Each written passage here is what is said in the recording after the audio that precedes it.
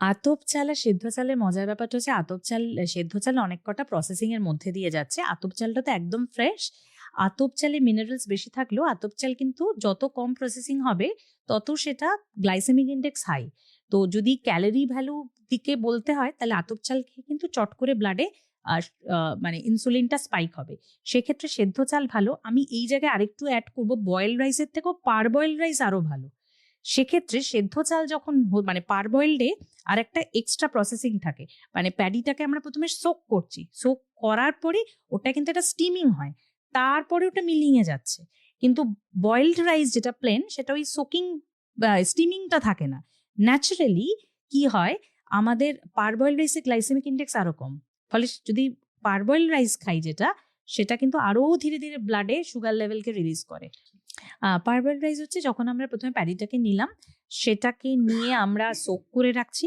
তারপরে ওটা একটা স্টিমিং হচ্ছে, সেদ্ধ হচ্ছে। হওয়ার পরে ওটা আপনি ওটা মিলে যেটা যাচ্ছে। তারপরে সেই চালটা আমাদের কাছে আসছে। বাজারে পাওয়া যায়, বয়েলডও পাওয়া যায়, পারবয়েলডও পাওয়া যায়। ফলে কি হলো, নিউট্রিয়েন্টটা অনেক বেশি থাকলো, ফাইবারটা অনেক বেশি থাকলো, ওভারঅল গ্লাইসেমিক ইনডেক্সটা তার কম হলো। এটা কি ঢেকি ছাটা চাল? ঢেঁকি ছাঁটা চালটা কিন্তু আলাদা। ঢেঁকি ছাঁটা চালটা যেটাকে আমরা ব্রাউন রাইস বলছি, সেটারও কিন্তু ফাইবারটা ইনট্যাক্ট থাকছে।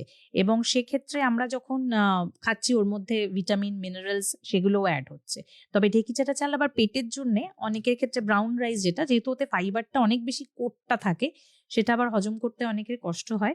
সেটাও ঠিক কথা। তবে আমার মনে হয় যদি আপনার মানে মনে হয় ভ্যারাইটি আনবো, আপনি সবই মিক্স খেতে পারেন। কোনো সময় সে মানে পারবয়েল খেলেন, কি কোনো সময় আপনি ব্রাউন রাইস খেলেন।